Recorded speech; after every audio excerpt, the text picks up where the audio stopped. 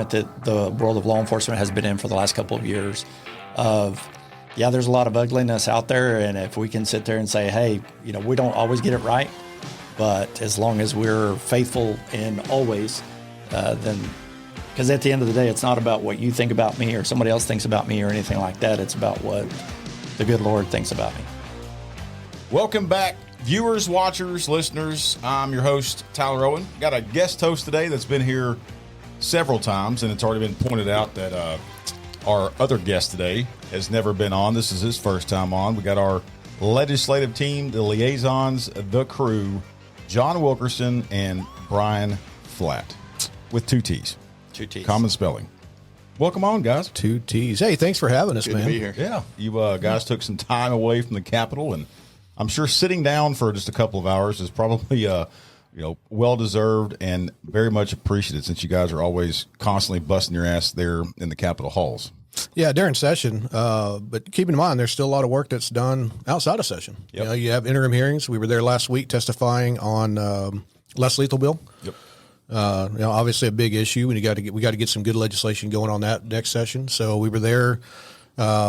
Members reach out to us with problems on implementation of bills. We'll talk about some of that today during the show. But even though we're not down at the building, walking around, we're still pretty busy. Still out and about. You're still out and still about. pretty active, yeah. Well, for those that do know or have any involvement with our ledge team, we have had some changes.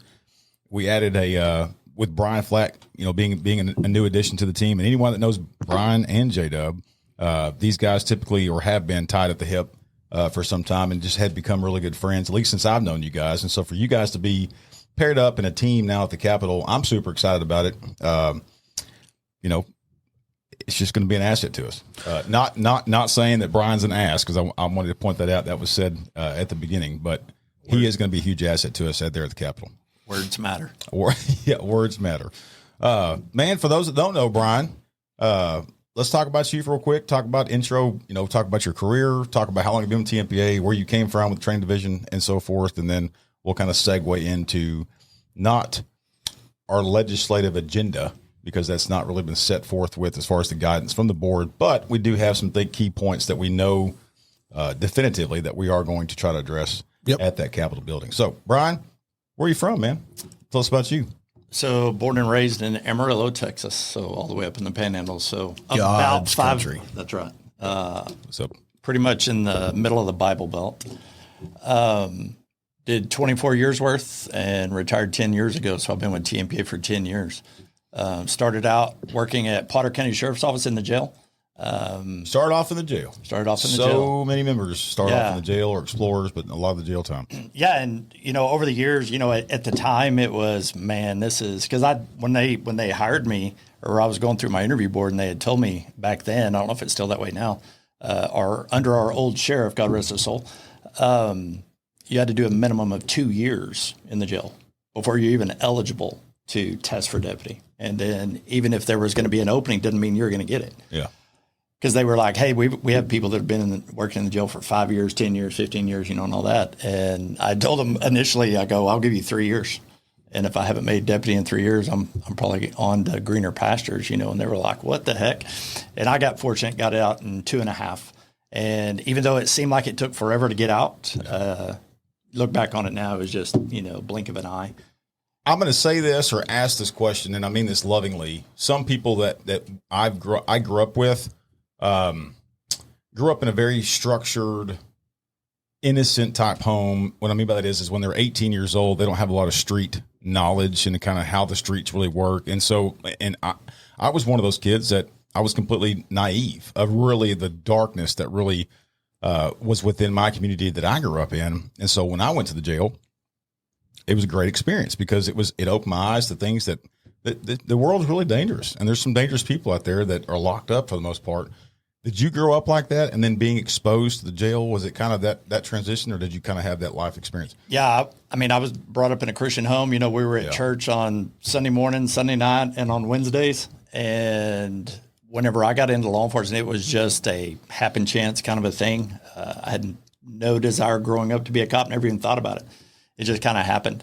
And yeah, you truly got to see the kind of the real world, right? And even though I wouldn't trade the 2.5 years for anything, because it was a great experience going to the street. During the first 2 months when I almost got killed in the jail, I would trade that any day. But after that, then it was all about truly knowing how evil the world could be. And so, like, I know a lot of people that are like, man, I absolutely hated working in the jail. It's like, sometimes you do your time, and no pun intended, and especially because most of the people will say, hey, that's where I really learned to communicate. And I had supervisors a couple that actually came out and said, if you can learn to communicate in here, that will help you so greatly out on the street. And one of the most poignant things that was ever told to me was, they are letting you keep them under control in here, right? And so, you'd come, go in. And so it was a great experience. And so did about 24 years worth up in the Panhandle, then, in the middle of the Bible Belt. And then I moved down to the greater Austin area and came to work for Tmpa as a full-time instructor. And I was a full-time instructor for 1.5 years. Then I took over as training coordinator for the next almost 8.5 years. And then moved over to legislative affairs. And as Sariga says, we've been scheming together ever since. Yeah. I don't think he's really grasped that yet. No. I do want to touch, knowing you for I guess I'm going on 7 years now at Tmpa, you've always maintained, I don't think you're officially called Tmpa's chaplain. I don't think that title's ever been given to you, but if you've ever attended our conference, you are now the Texas FOP chaplain. Yeah, I've been Texas FOP chaplain now for, I guess, 4 years. And I'm also on the national FOP, the chaplain advisory committee for that as well. One of the things I've always loved and admired about you is that I'm just going to call it what it is. This may come out extremely blunt, but there are people in our profession that are extremist when it comes to their religion, and then you have realists that know and understand. I grew up in a very church environment, and it was challenging for me because some other situations with a pastor, and so it steered me away from the church. But that's my own, and I believe in God, and I'm a Christian. One of the things I love about you is that you're very balanced. And one of the things that I did not do a good job when I was on patrol is being a Christian. You have some opportunities really in the streets. I mean, you talk about people being dangerous and so forth. Touch on or talk about, did you find a struggle, or was it challenging for you to be such a outspoken Christian and such kind of a chaplain oriented type guy? Did you find it hard working the streets and trying to find a balance of being a cop and then being a Christian as far as spreading the word of Jesus? Was it hard?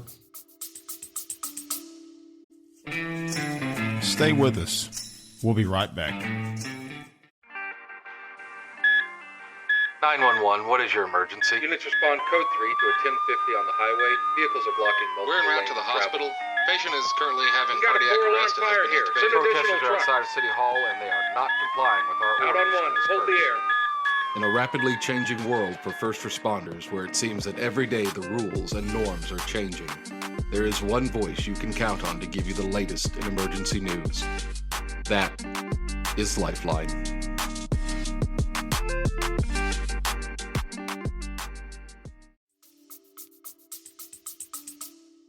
So, especially early on, I was 22 years old when I hit the streets. And even though I was brought up in a Christian family and went to church and all that, I had my time of rebellion, and I don't think it was very early on that I ever had an opportunity to share my faith, because I'm a sinner just like everybody else. And so I'd have good days and bad days. And I just never really shied away from it. It was kind of one of those things of if there's an opportunity to help somebody, because there's a lot of, besides all the ugliness that's out there, there's a lot of people that are in need of help.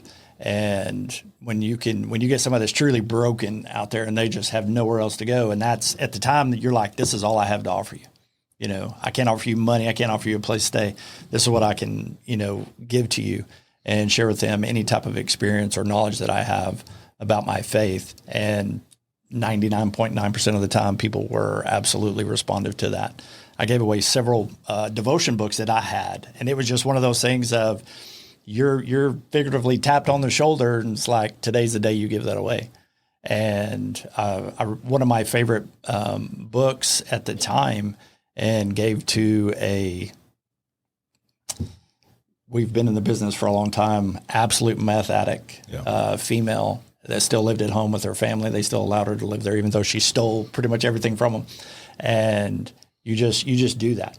And so we're, especially in the environment that the world of law enforcement has been in for the last couple of years, there's a lot of ugliness out there. And if we can sit there and say, hey, we don't always get it right, but as long as we're faithful in always, then, because at the end of the day, it's not about what you think about me or somebody else thinks about me or anything like that. It's about what the good Lord thinks about me at the end of the day. And you have to wake up. Whenever I walk outside, one of the first things I do is look up somewhere into the sky, because we have no idea where he is, and say, good morning, Lord.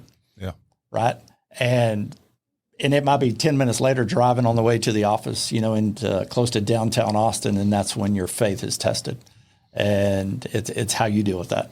Just like whenever we're going to go work at the Capitol, I've told JW, it's politics and people don't always agree and they don't always like law enforcement. The day that session starts, every day that I walk in, I'm going to say a prayer. I'm going to put a hand on the building. And after that, it's not up to me. Wow. So that's pretty amazing. And anyway, but from me to you, I've always appreciated you maintaining that, somebody that we can look up to and say, as far as the faith is concerned, you do a really good job of balancing. Appreciate that. it. So I just want to point out, on my drive in this morning, I was tested multiple times on the 183. I just want to make that clear. It's Austin traffic. I was about 20 minutes behind you, so I understand. Yeah. Well, speaking of the Capitol, again, your background speaks for itself. Coming from being a cop, walking the hallways, you have a so much better understanding and better perspective of what needs to be passed and what bills we need to identify. And I say we as an organization, or a collaborative effort with other organizations that we do work with, that we need bills that we need to kill. And so having that experience, just as such as you do, and adding you to the team is, like I said, it's a bonus. So, but transitioning to the Capitol, we got the session coming up next year. And like I said before, we haven't had the, guidelines, given to us or y'all by the board of like, these are the priorities, but we do have some understanding of what bills are going to be important.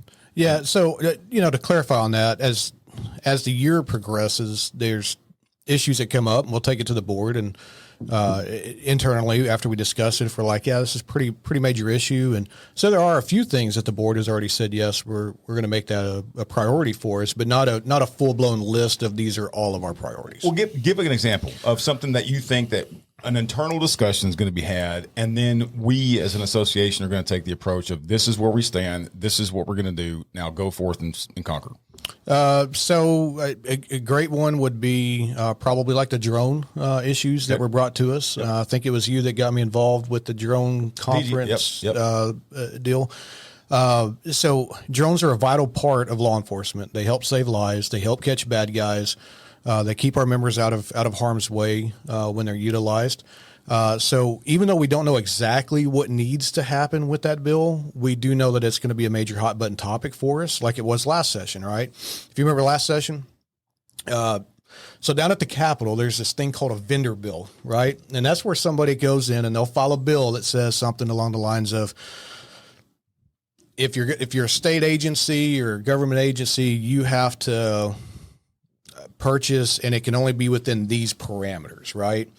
And when you look at what's in those parameters, it's typically only one or two companies that offer within those parameters. And so what they do is they try to write a vendor bill that carves everybody else out, forces everybody to buy their product, right? That's what we saw last session. And then with that came some changes out of the Fifth Circuit on a pending lawsuit or pending case, got remanded or reversed back down. Some sanctions lifted off and all that kind of good stuff. And so that's opened up this whole new spectrum of when can law enforcement use a drone and what are the privacy issues associated with it, right? So obviously we're going to have to pay some attention to that. Our board has already said, yes, we can work with the Drone Association, figure out what legislative changes need to be made and work on trying to get those made. So that's just one example. Yeah. Well, speaking of the drone, I think the most iconic drone, I guess, situation that was referred to during session was it not the Dallas 5 incident? Was that not referred to during that? Where it was, and that wasn't a drone; it was a robot. So that was actually a couple sessions ago. Right. That I'm trying to remember the legislator's name. Filed a bill that would have prohibited us from using. I'm not going to say drones. It was something like unmanned. Unmanned. Unmanned. And that came out of, I think it came out of the Dallas situation, right? And I think what happens is you have these special situations like that happen right there. I think that Chief Brown, when he made that call to strap R2-D2 with some explosives and send him on in there, I think great idea, right? But you know, in the building, there can be some of those that think, oh, man, law enforcement did this.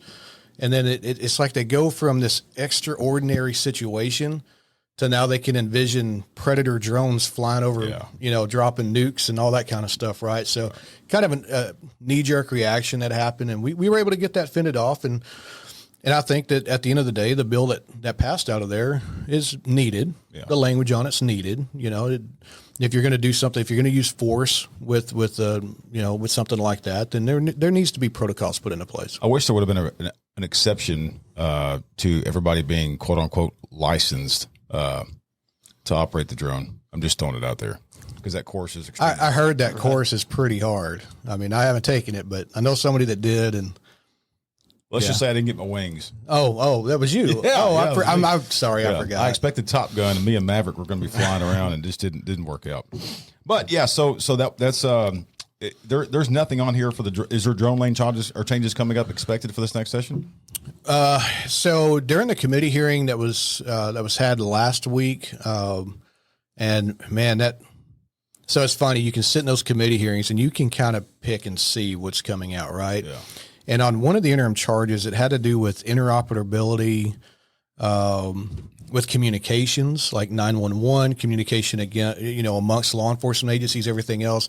And I thought it was pretty ironic that there were 2 or 3 companies at that table that sold drones, and so just makes me think that there's going to be something in the pipes. With interoperability and that kind of stuff. Again, the way I read into what they were saying was they're probably looking for a way to get a vendor bill filed. Yeah. Well, speaking of other interest groups and how politics plays in those, one other major problem we see at the Capitol that we're trying to address year after year, session after session, is workers' comp. Oh, yes. You put a significant amount of time into it last year, way more than I think anybody else would have as far as showing the dedication. We got there, but we didn't finish the line, and it was not anything due to your at least dedication or effort. So talk about workers' comp, what we're expecting to happen this session, and how we're trying to fix the issues. Yeah, so there's a couple different mindsets and mentalities on it, depending on which office you talk to, right? So some say, you know what, since it's so complicated and everything, then we need to break it all out. We need to have first responders with their own comp system and then everybody else with theirs. And then you have the insurance company saying, well, that may not be constitutional because now you're passing a law that only affects one class of individual, et cetera, et cetera. So there's all that to be worked out, but let's quit overcomplicating it. The bills, House Bill 790 last session, that bill is very simplistic. Filed by our friend. Yep. Filed by Representative J.R. Patterson. Yep. Very, very good to us. Senator Mays Middleton picked it up on the Senate side without going into too much detail. It got murdered in the Senate.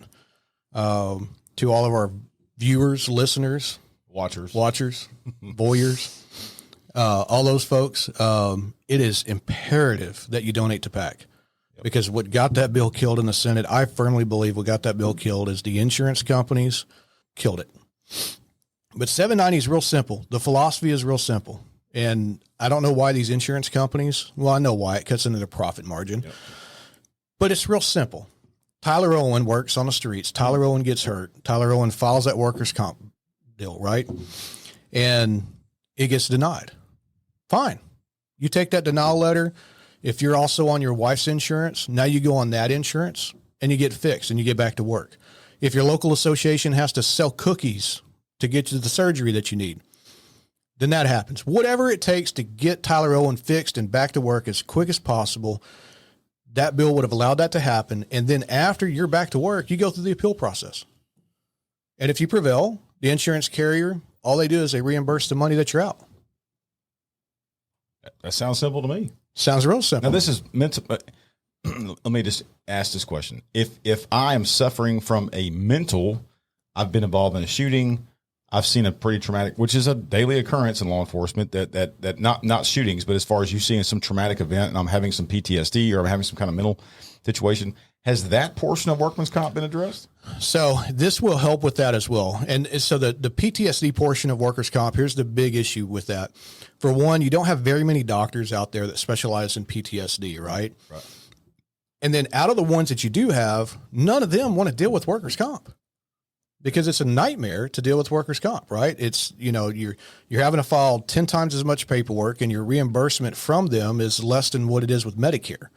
So you're having to do more work and you're getting paid less. And so when you find a mental health professional that's willing to take a comp case, you better put them on your Christmas card list because they're good-hearted people that are seriously just trying to help law enforcement or public safety. So again, kind of getting back to if comp's going to deny, and comp denies, it's a war of attrition is what it is. So when they deny and they take you down that war of attrition and they just want you to give up, it's really easy to do on the mental health spectrum side of it. I've talked to a lot of members, and where you run into your real big issues is like, say, the city of Austin, who's self-insured with a third-party administrator. I've talked to several that public safety folks that tried to get help with mental health, but because of the city of Austin's workers' comp, self-insurance, and their third-party carrier, nobody wants to work with that system. So a lot of problems with it. We have to take it one step at a time, take small bites out of the apple to eventually get it where we need to be. Do you think that the original 790 bill that passed the House last time, what manipulation or rewording do you think should or could happen to get it past the finish line to the Senate this time, or if any? I don't think any needs to happen. I think we're definitely going to have to re-strategize on how to get it through the Senate. Yeah. I don't doubt for one bit we'll get it to the House again. Yeah. It passed unanimously out of the House last session. So all 148 state reps that were present that day voted in support of that bill, and none of them went back and changed their vote afterwards. Everybody understood and recognized that this is a very important piece of legislation for Tmpa and for the public safety as a whole. So last session was so interesting too, though, because I think there was a big storm brewing at the Capitol, and it at least it seemed like to me, just the average Texan citizen that had law enforcement experience, was anything that did pass out of the House unanimously was almost targeted or going to be targeted when it went to the Senate, just because of the situation brewing and kind of ongoing. At least it looked that way to me. Yeah, and it was frustrating for us. Let me tell you, it was very frustrating because, you've got all these different political fronts down there, right? You've got this chairman of this committee wants to get his bill through, so he's going to hold up a bill from this representative, but then somebody else injects because they want their bill to come through. And so you got all these different pulling parts, and then everybody's blaming each other, which is why you started. And it got comical sometimes. It was frustrating for the most part, but it was comical at other times because you'd see state reps walk up to the back mic. They'd get a bill from the Senate, so they'd work out a deal. And you saw this on both sides. You would see where, they'd say, okay, look, I'll carry your bill here. You carry my bill there. Well, then they felt like the other side, whether it's House or Senate, they felt like the other side wasn't moving it fast enough or moving it far enough or moving at the speed that they wanted.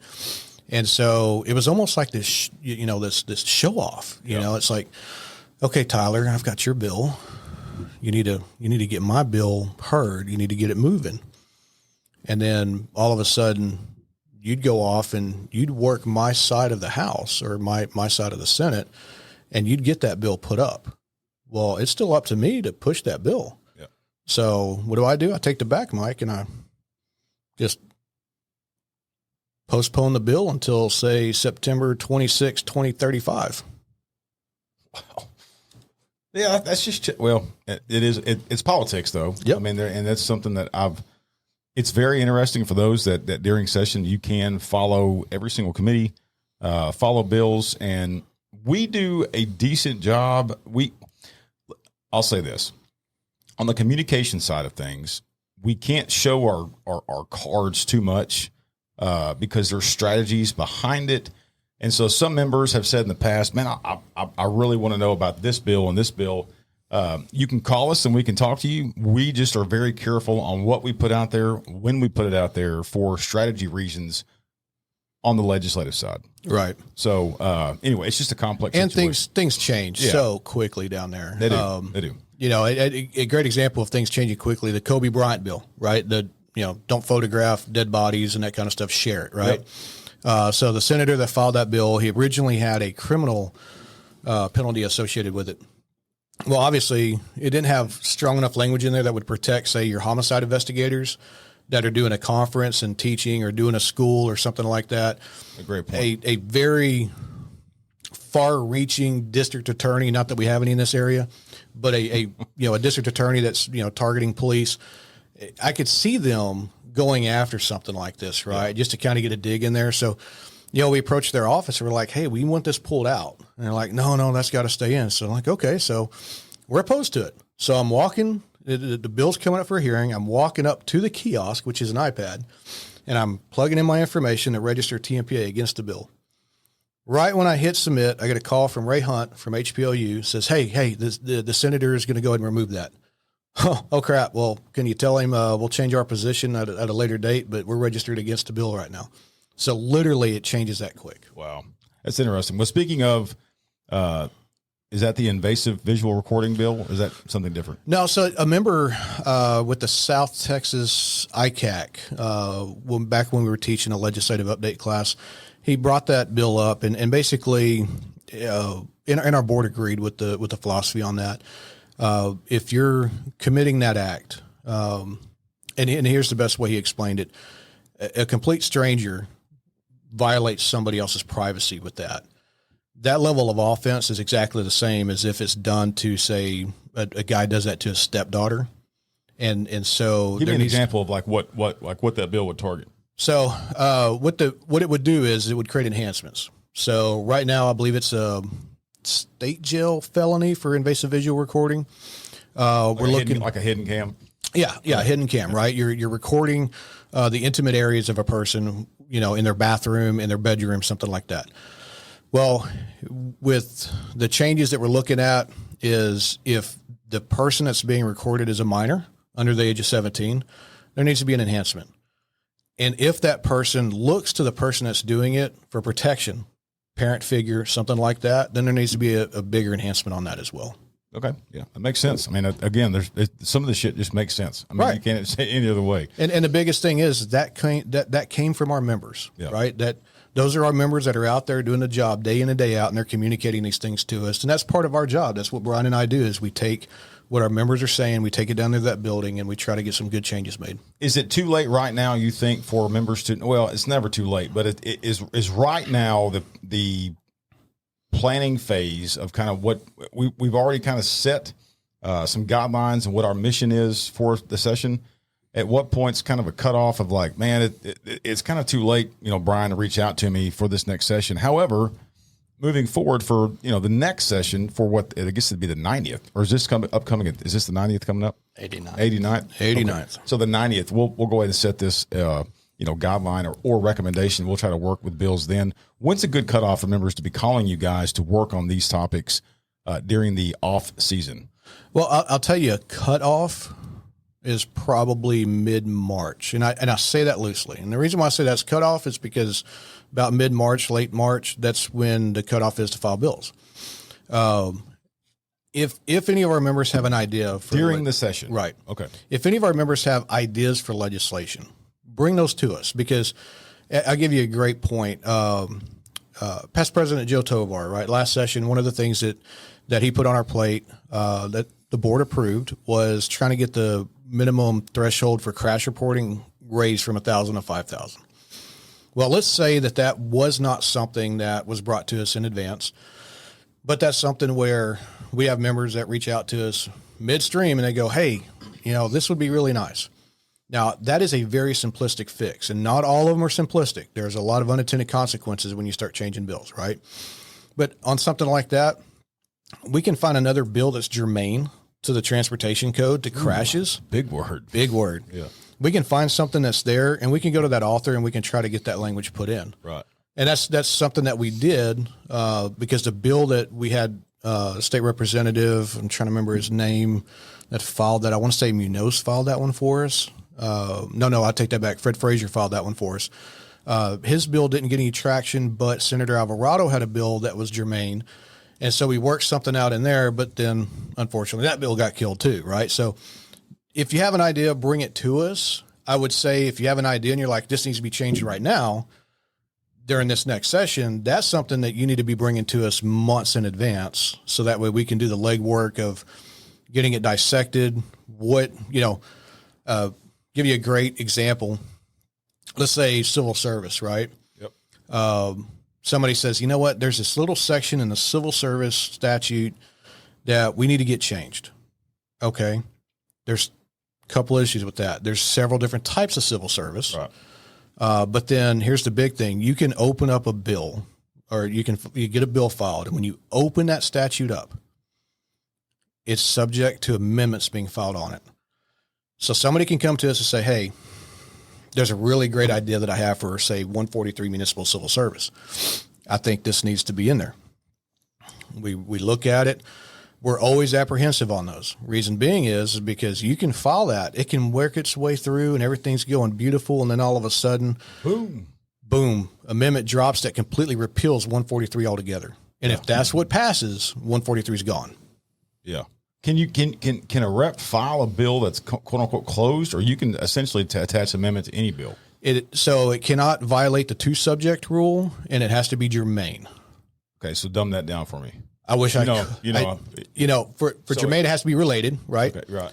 But the two subject rule is open to interpretation. I have tried to understand that. You've been in that building too long. That's way political answer on that one. I have tried to understand the two subject rule, and I've seen where the parliamentarian has ruled where I'm looking at it and I'm going, oh, that clearly violates the two subject rule. And they're like, nope, it doesn't.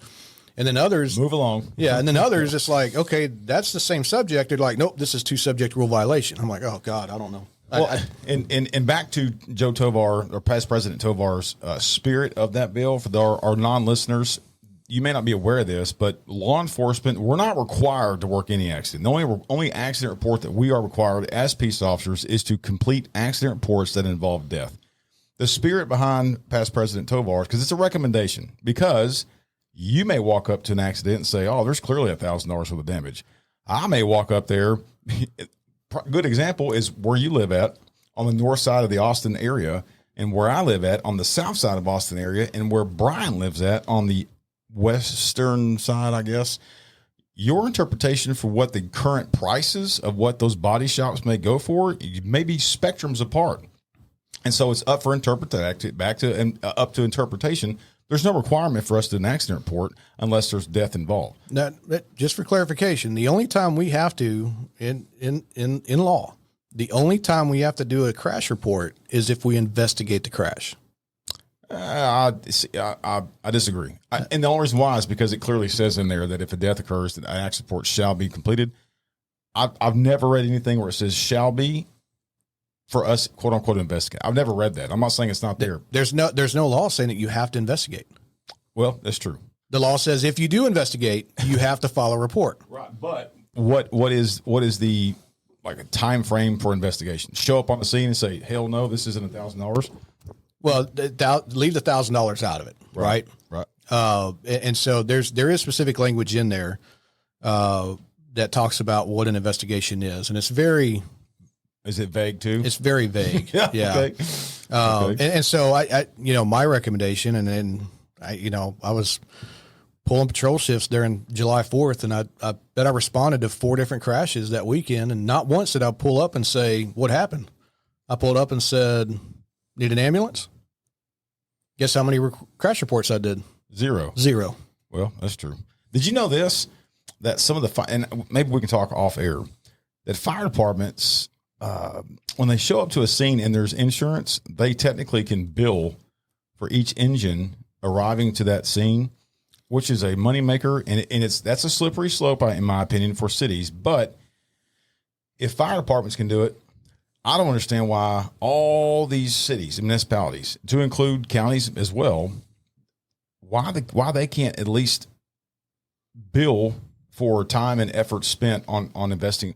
Because let's face it, the only reason, in my opinion, this is no reflection of TMPA, but in my opinion, the only reason why law enforcement completes traffic reports is for insurance purposes only, with the exception of death, because it's basically civil, in my opinion. It falls under the civil aspect of it. I don't agree with us working them, but we do, and so we're going to continue to do it. And so I think with the retention, recruitment, and financial situation that all law enforcement agencies are across, I don't think it would harm anything for us to be able to bill. The caveat to that is that those are also our the taxpayers. We work for them, and so in return, their premiums are going to shoot up, and so it's maybe a slippery slope. But I didn't know if you knew that or not. Yeah, actually, I do. And the only reason I know that is because in order for our volunteer fire department where I live at, they had to come to the city council and get the city council to file a document and sign the agreement that would allow them to do so. I got you. Well, it's very interesting. That whole accident report system is crazy. But speaking of counties, you said that a while ago about civil service. Let's talk about civil service in this next live session and kind of what we're expecting, what we're planning to do. We've had some recent success in Williamson County. Our field rep, David Kurlowicz, did a really good job. You guys assisted with that as well, with Williamson County getting civil service. So talk about what our next, upcoming agenda is with pertaining to civil service on counties. Yeah, we got to strengthen it. And therein lies the problem. If you go back and you look at municipal civil service versus county civil service, right? 143 municipal civil service. When a city adopts 143, you've got pages and pages and pages of law that they have to adopt with it. And the only way that you variate off of that is if you enter into a collective bargaining agreement or a meet confer agreement. There is some little bit of wiggle room in there for the Civil Service Commission to make some of their own rules, but generally speaking, when a city adopts municipal civil service, they adopt everything in that law. County civil service, it's the stepchildren.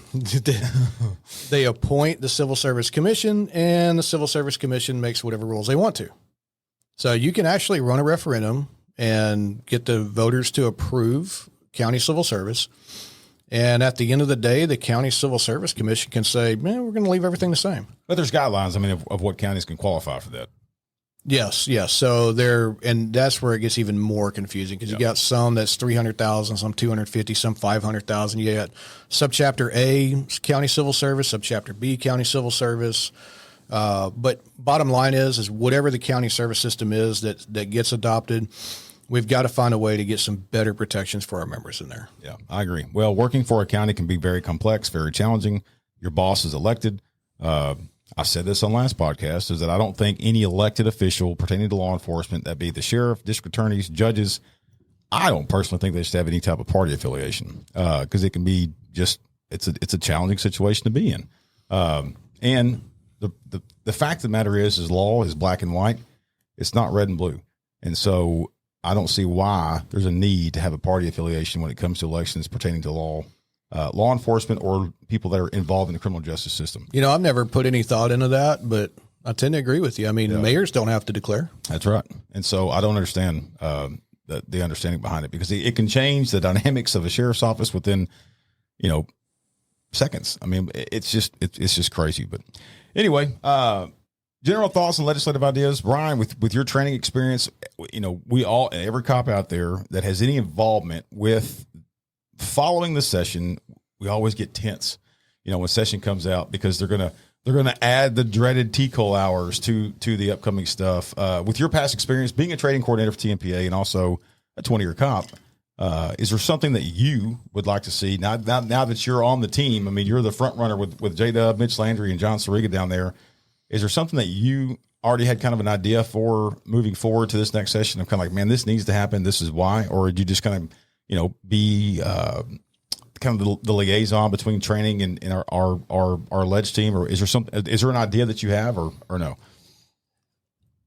Gosh, I have a million ideas because, it is like you say, once session meets every 2 years and that new list comes out as cops, we're always like, we have to sit here and take, X, Y, and Z. And what's funny is it's always I mean this lovingly. It's always a hiccup that law enforcement has of why we've got to, do the training. The deaf. A couple of years ago, we had the impaired driver course. I mean, these are good classes for law enforcement to take. Sure. Not under it, but the dog shooting of the dog incident. Don't shoot Fluffy the dog. Don't shoot Fluffy the dog. But anyway. Yeah, it's. It's like what you say. What and you probably did when you were still working. Our policy manuals were this thick for a reason, and in some places, exactly who that policy was in reference to. Yep. Right, and so we take that in Texas, and then it also hits us nationwide. That's happened over the last several years.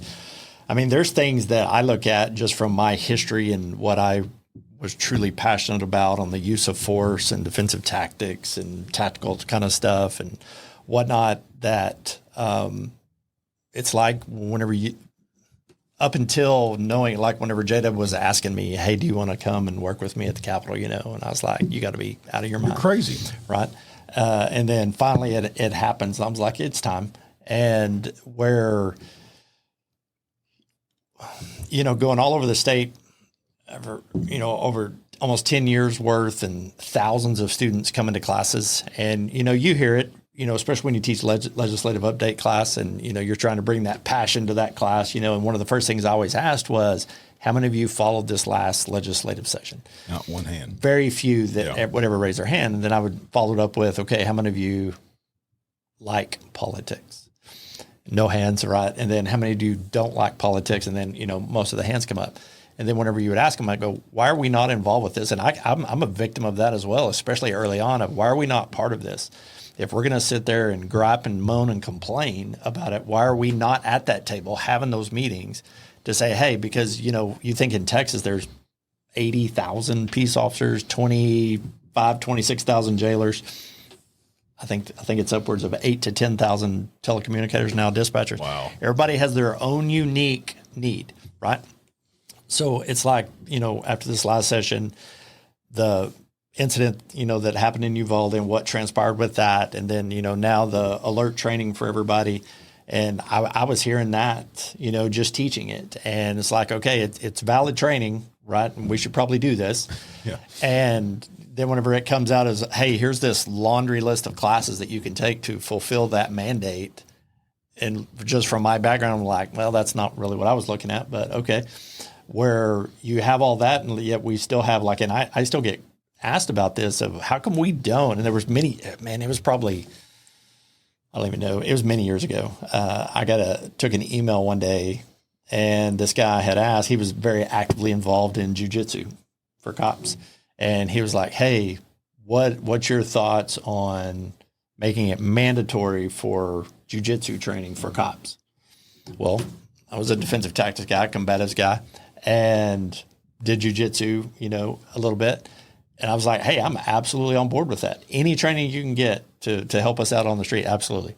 Is there a chance that that's going to pass for every cop to do that? Never going to happen. Never. Because there's no requirement in TCOL where an agency has to have an annual or every other year use of force, combatives, arrest and control training, period. There's no law on that. And it's not because they don't believe in it. It's the funding. It always comes down to it's always the funding, the lack of funding, the insurance premiums, people get hurt. There's always people get hurt. We'll have quality instruction. And I mean, we can get hurt walking up a set of stairs, right? It is what it is.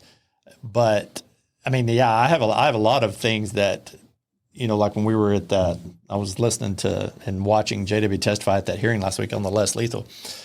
And even though I haven't been there for a session yet on this side of things, and listening to some of the members of the committee up there, some of the comments that they had to people that were up there and the questions that they ask, and you sit back there and go, and some of y'all just don't have a clue about this. You just don't have a clue, right? And so that old adage of, hey, unless you've been in our shoes and taken that walk with us, Yep. right? And so it's going to be very challenging, but very rewarding. People have asked, hey, what are you looking forward to? I was like, I'm just ready for it to get started. Yeah. And I've tell everybody that I talk to, hey, if you have something that you want to try to push forward, contact us, like JW talked about, so we can get y'all. And I've had a couple of people like, hey, I absolutely never knew that a cop could come down, and by cop I mean everybody in the field, that we had the opportunity to come down and testify in a committee hearing. Like, it blew some of them away. It's like, You know what? I just had this idea. If we can pull it off, it would be great. And we had a lot of success. You two were very much instrumental and involved with the use of force media day that we had with the what was the organization? Anyway, it was in Wilkerson County. Man, how cool would that be to invite some legislators to do a use of force training, and we may or may not invite the media, depending on kind of how that would benefit us. But I think it'd be cool. I think it'd be really beneficial, honestly. Yeah, and so with that committee hearing last week, one of the things that we're going to do is we're going to follow back up, and we're going to invite those folks out. We made some great relationships with Axon and some of those other groups, and that's part of what we do here with the legislative team is we try to get them exposed to as much as possible. And so one of the things that we're going to circle back with some of those committee members on, we're going to try to get like a range day set up where some of those members can come out and they can fire some less lethal rounds. They can pop off some tasers. Brian volunteered to get shocked. I was waiting for that. And I'll take a 40 millimeter if you get tased. Oh my God. You would? Only if I get to shoot it. But oh my God. You know how we're always scheming. True. We could, true. Hey, and the cool thing about, we've got so many quality, awesome ranges, thanks to some good law enforcement leadership here in the area. We've got Williamson County with Sheriff Gleason. We've got, interim Chief Henderson with Austin PD and our friends over at APA. And Leander, I think, has got, Round Rock's got a phenomenal facility. Burn it. Yeah. So we got some facilities that we can use. But back to your point about people who don't really follow. There was a point, thank God I've already got two kids, and I'll make this point in a minute, is that there was a point during the 87th session where there was a piece of legislation filed. It didn't pass. It got to the finish line almost, and minutes were counting down, and it didn't make it with the child transfer bill. And me and Janet, no shit, we were laying in bed every single night watching committee hearings, waiting for this bill to come up. And I just walked out using the restroom and saw her in bed. She's got her cell phone, watched the committee hearing. It was a different committee than I was watching. And I was like, this is the life of Tyler Owen. We're watching committee hearings at 10:30 at night. And which that's a daily occurrence for you guys, whether you're there or watching them to monitor kind of what's going on. It was just kind of interesting. But speaking of that bill, that's one thing. We've got a lot of phone calls on this. Right before this, right before we walked in this room, I was on the phone with the one. Spirit of the bill was great, and we are so appreciative of the initial filing by then State Rep Chris Patty, and then thank God that Candy Nobles picked it up. Representative Nobles carried across the finish line with the House, and then ultimately, I think Senator Hughes is the one that picked it up there in the Senate, and we got it passed. Yeah. But we found some. Well, we didn't. The school district seemingly found some loopholes. Well, so, and this is a great opportunity to talk about this, and maybe I'm hopeful that we'll get some folks that'll watch this and they'll get a better understanding of it. So bottom line, what happened is when you get a bill filed, it goes to this group called Texas Ledge Council. Texas Ledge Council, a bunch of lawyers, they make sure it's constitutional, they make sure it's got the right language in it, et cetera, et cetera. Somehow a little bit of language got stuck into that bill that basically says that the transfer of that peace officer's kid is the same as a transfer under this other section. That other section is what authorizes two school districts to enter into an agreement for a transfer of kids. The intent of putting that in there was to kind of make it a little bit more clear cut on, kind of what the process is. But the way that the school districts interpret it and the way that the legal minds interpret it is that if there is an agreement in place, then now 1959, House Bill 1959 would compel those two schools to transfer the kid. But if there's not an agreement in place, then they don't have to enter into that agreement. Right. And so there's that little catch. There's that little loophole. Talked to Tiger Hanner, one of our really badass attorneys, and he's done a lot of work for school districts. And Tiger told me, he said a lot of school districts don't enter into agreements anyways. They kind of do this ad hoc. This kid, we're going to take this one to the board, and maybe not this one, because they're fearful if they enter into an agreement, then it'll open the floodgates for more, et cetera, et cetera. Good news about it is, I talked to Representative Kenny Noble about it. She's not happy with the way that this has been handled, and she's all on board with getting it fixed. Talked to the public education chairman, Brad Buckley. Great guy. He's on board with getting it fixed. We just got to wait for the session to start. And the spirit behind the bill, what began, it was jokingly called during the 87th here internally at Tmpa, the Tyler Owen bill. But what happened was my daughter, I lived in a very small rural town in East Texas, and she ultimately became bullied because of my profession. I was part of a unit that we went out and apprehended people. Task force. And and so I did not typically wear that type of stuff around my kids at school. And I was running late. We had just served a warrant and basically was in school with all of my gear on. Well, if you think about the environment of that, some of the kids that she went to school with, their family members, I don't want to use the word targeted because we were just simply doing our jobs because those were violent offenders, but she became bullied about it. So when I began doing my research of trying to transfer my child out of the school district that we lived in to neighboring school districts, it was obvious to me it was impossible. Or there was a cost associated with it of upwards to around $2,000 to $3,000 for the transfer price. Doing a little bit of research, it showed that if you're an employee of the school district, of a neighboring school district, then you could bring your kids over, or if you were a military veteran. And so I called bullshit where bullshit needed to be called and just simply reached out. Me and my state rep had a great working relationship together. He was awesome. Again, Chris Patty, and just called him up and said, hey, I need your help. My kid's being bullied. How can we fix it? And then it happened. And so that's the spirit behind the bill. Again, we got legislation passed. It seems to be cleaned up just a little bit. Yeah, and we've got the commitment from the movers and shakers down there. Well, and what's interesting is that we got when this came out that this bill was going, and this probably happens with so many other bills that you guys do or you guys are associated with. What I didn't realize is there was a situation in North Texas where one of our members was involved with a critical incident where bad guy pulled a gun on officer. Officer unfortunately had to do his job and ended up taking the guy's life because it was a justified use of force situation. What he didn't know is that bad guy and his child, the bad guy's child and his child, the officers, they went to school with each other. Yep. You talk about awkward. Yep. And so it created problems clearly. And so, there's been so many different stories come out of those.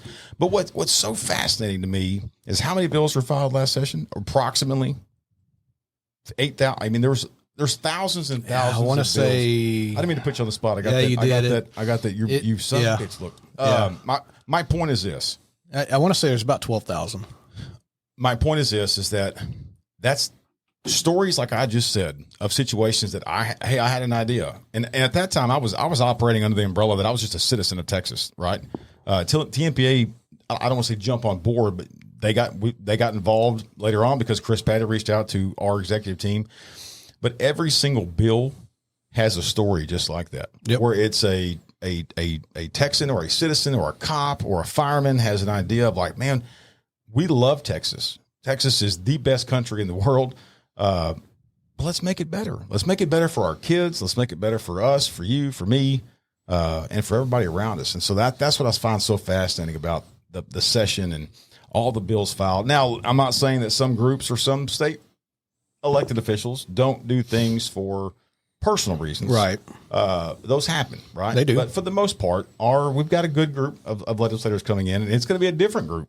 There was a lot of politic changing and moving and maneuvering around last election. I think last I counted, we're looking at about 32 new House reps. Which is significant. It is, considering there's only 150. Well, and it's almost like, because there's so many I mean, if you watch session, you need to, if you haven't already, but there's certain rules in place of what you can and can't do. And so the first couple of weeks of sessions, almost like, well, and Bryan, you're going to be experiencing this, is watching it. They rule of order, and they have to basically, there's a training part, right? During, because it's not like you go there, you get trained up, and then now you're a state rep. They're a state rep right now. And so when they have to go to session, and there's like training wheels. And so then you watch them kind of fly, and they start spreading their wings, and now we're good to go. So anyway, it's just an interesting time. And man, I've got so much praise for you guys, because what you guys are doing, number one, it's not highlighted enough because sometimes we just can't. You guys are kind of like the secret service of Tmpa, because some of the shit that you guys do is behind closed doors that nobody really needs to know about or should know about. Two things on that. One, where change really happens is not in the committee rooms. Where change really happens is not on the House floor, on the Senate floor. Where change happens is when we have a good relationship with those members down there. Yep. And when we see a bad piece of legislation that's filed, and I'll give you a great example of this. Love the guy to death. Ben Bumgardner, I sing his praises everywhere I go. Reason being, it's times when him and Springer. yeah. Reason being is there was a really, really bad piece of legislation. And I forget what it was, but it had to do with officer rights. And I walked into his office, and Ben Bumgardner, out of 150 state reps, you walk into any state rep's office, you talk to their scheduler first, and then maybe their ledge director, then maybe their chief of staff, and you get it lucky on a day, maybe you get to run into the state rep. You walk into Ben Bumgardner's office, he's got his desk right there. His philosophy is, I'm elected by the people. They walk in here to see me. They need to see me. So he doesn't hide out in the back office. I'm not saying that those, because they stay busy and they got to be able to designate their time, but I always respected that about him. But anyway, so I'm in there, and this bad piece of legislation, and he's getting pressure from some of the other freshmen during that time period to support this piece of legislation. And he asked me about it, and I looked at it and I said, man, that's shit. I think it had to do with officers providing statements after critical incidences with being recorded. I can't remember. There were so many bills. But I do distinctly remember having to do with officer rights and due process. And so anyways, No, I take that back. That was on the standalone. I remember which bill it was. It was on the standalone bill to do away with due process on SOA hearings for F5 discharges. So that eventually got passed out of Senate Bill 1445, but there was a standalone bill. And so he's getting pressure to support this bill. And he's like, hey, tell me about this. What do you think? And I said, we're opposed to it. He says, why? And I said, because it's a shit bill. He said, well, what makes it that way? And so I explained to him, I told him just a few stories of our members who maybe got on the bad side of their chief or the bad side of their sheriff, and their chief or sheriff retaliated against him, gave him a bad F5. And that happens? I didn't. It was hard. So his response. Shout out Texas City. Yeah. His response on that was, oh, fuck that. Rips the bill up and says, I'm against it. Having that kind of relationship with those folks is what makes change down there. Yeah. No, great point. Great point. Man, is there anything else that you guys want to cover or go over? No? Okay. I don't think so. Well, so just one thing, want to give props to my boy here. He's going through his FTO program right now. I was going to ask, and he gets frustrated. He gets frustrated with me because we'll go to the Capitol. I'm like, all right, take me to this office.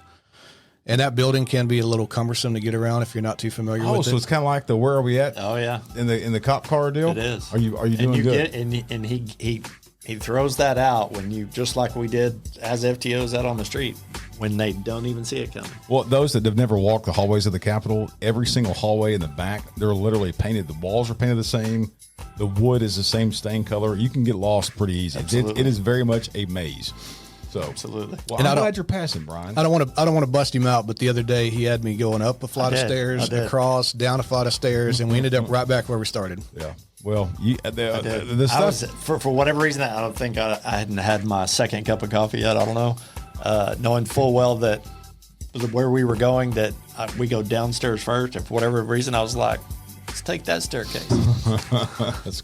Well, again, I greatly appreciate it. Majority of everybody else that is involved with the session, appreciate you guys. So I'm looking forward to this session and looking forward to you getting another, or I guess 1 year under your belt. This will be your third. This will be my third session. So it'll be good times. I hope you study. because there is a couple questions that we typically do on Blue Grip Podcast. We were unable to do it last session or last podcast because our guest was not a cop. But are you ready? Sure. What is your favorite drink of choice? I'm sorry. Let's start off with this. Your favorite cop car, your favorite line from a cop movie, or your favorite cop movie and your favorite drink of choice? Probably favorite cop movie for me would be, and that obviously will show my age, would be Hill Street Blues. That's a good one. That's a good one. Absolutely on that. Favorite cop car? Crown Vic. Crown Vic, my Because man. that is the Workhorse. predominant thing that I drove. And especially because I'm old enough, the very first Crown Vic I drove was my sheriff, Jimmy Don Boydston back then. It was passed on from him. It was the sheriff's car. So whenever he had it, got it brand new, and that's the old kind of box style. It's probably like car. a civilian model, probably. Well, he never had to test that. Like he drove from his house to the office, which was I think only like 4 or 5 miles a day on that. So by the time it got to me, like it had never been like broke in. Like to get the accelerator to go fast, like you would get a cramp in your foot and your leg because you're pressing that gas pedal down so hard, and I would have to pull the steering wheel to get that counter, and like it just wasn't broke in. So that was my first one. So yeah, absolutely. And that was the first time I got the Crown Vic and it had cruise control. Remember the old style like steering wheels? Just they were slick. They just had the big old Ford oval. I was like, man, they've upgraded. And so I for the longest thought I was so proud that the department that I came from had upgraded to like the premium police package. And then later I was told that that's standard now. Like we're up at age that we have electric windows and everything else. What's your favorite drink of choice? Well, really, it's Dr. Pepper. But as far as adult beverage, because I'm not a huge drinker. I might drink a beer once or twice a month, but and that's usually beer. So yeah, I'm not. I mean, I got introduced to the old fashioned thing, and it's not bad. It's not bad, but yeah. I'm just not. Because if I'm at the house and I've had 2 beers, then it's time for bed. So, as far as beer goes, would be usually it's a Blue Moon or a Shock Top, or those are so good. But I'll also drink a Lone Star. Yeah. So I'm not a Lone Star puts you on your ass if you ain't careful. So Do you not have tap water out of the sink? we do. Oh, okay. We do. It's about the same. It's not. Well, It's not. for Buffalo Trace and Angel Envy guys, that I would say the same thing. I stay away from those. I'm a beer guy. Angel's Envy and Buffalo Trace does not do good things. I've heard you got some experience with Angels Envy. All right. Well, that's it from our Ledge team. If you guys need to reach out to our Ledge guys, I'll put the email there in the description. Thank you so much for tuning in. You guys stay safe, stay cool. We are experiencing, this is the hottest part of Texas. We are experiencing that. They're down in Wimberley. Football season's kicked off. Favorite time of the year across the state. Texas high school football kicks off in a couple weeks, and super exciting times. So anyway, that's it from us. Stay safe, stay cool. God bless you, and as always, may God bless Texas. We're out.